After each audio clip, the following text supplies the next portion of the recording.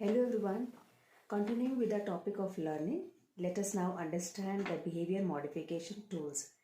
Behavior modification is an extremely important topic as far as organizational behavior is concerned because the organizations are concerned with the behaviors of the employees and they always want the employees to exhibit desirable behaviors.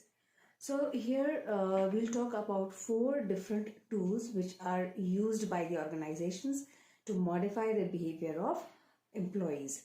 So the 4 tools are: number 1, the positive reinforcement; number 2, the negative reinforcement; number 3, punishment; and number 4, extinction. Both positive reinforcement and negative reinforcement are used to get a behavior repeated, and particularly the desirable behavior. And punishment and extinction are the tools to make an employee stop a particular behavior. Now, positive reinforcement happens whenever a desirable behavior occurs and that results into an outcome which is liked by the employee. So it's something like this, that an employee shows a behavior and the manager or the team leader or the organization, the management, they give him something which he likes. And when the employee gets this result which is liked by him, so he feels happy and he tends to repeat the same behavior. Just like, for example, he achieves the target, and once the target is achieved, he gets some incentive or reward. He likes those rewards, feels happy, tends to repeat. Negative reinforcement, what happens is when a behavior is shown by the employee, a desirable behavior is shown by the employee, the team leader, the manager takes away something which he dislikes. So when something is taken away which the employee dislikes, this also finally makes the employee happy and he tends to repeat the behavior. This is known as negative reinforcement. Okay, so please note that negative reinforcement is not equal to punishment. The punishment tends to stop a behavior while a negative reinforcement tends to repeat a behavior.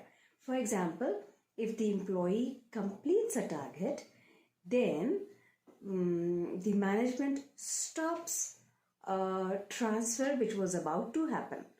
So because he has completed his target, he will not be transferred to a location which possibly he does not want to. So this transfer was something which he did not like. Once he has completed the target, this transfer has been taken away. So this is an example of negative reinforcement. Now punishment, you all are quite aware of it, that an undesirable behavior happens, and when employee shows an undesirable behavior, the management gives him something which he dislikes. So let us say that he has not completed the work on time and then he is fined. Some monetary fine has been imposed upon the employee, or he has been scolded. So this is something which he dislikes and it has been given to the employee. Employee will not like it and hence will not repeat the behavior. Extinction also is used to stop a particular behavior. So when an undesirable behavior is shown by the employee, the management tends to take away something which he likes. Then in that case, the employee will feel sad and will not repeat the behavior. The behavior will be stopped. So this is how the behavior is stopped, by using extinction. If you think of an example, then let us say that if the employee is not completing the work on time, then his leave is cancelled. So he has not completed the work on time. This is an undesirable behavior. Leaves which he likes have been taken away. So he feels sad. He would not like to do this again, and hence next time onwards he will complete the work. This is how extinction is used. So most of the times you will find that the organizations are using either positive positive reinforcement or punishment. However, negative reinforcement and extinctions are also methods which are definitely used. And these are such general behavior modification tools which are used almost anywhere. You'll find it being used in families, you'll find it being used in schools, colleges, organizations, and at larger level, and in government, when government is trying to make citizens learn something. So these behavior modification tools are quite prevalent and majorly used. I hope you'll understand that. You can think of a lot of examples. You'll see a lot of examples being used. But very important thing is this: you have to notice that while a manager is implementing these behavior modification tools, when the manager is trying to make the employee learn something or some behavior, or make him stop some behavior, then he is required to use these tools, right? So when he is using these tools, what is important is to know what the employee likes and what he dislikes.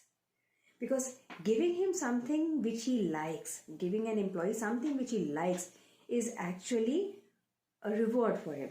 And taking away something which he likes is a punishment. An extinction. So one thing is to be very clear, okay, what the employee likes or dislikes has to be first of all understood. If the manager does not understand what the employee likes or dislikes, then in that case it will be very difficult to understand that how can he modify the behavior using these tools. Because what is important to know that something which is a reward for one person can be the punishment for the other person, and something which is a punishment for one person can become a reward for the other person. It all depends upon liking and disliking of the employee. That's very important to know. Okay, I hope this helped. We can discuss it further on another day.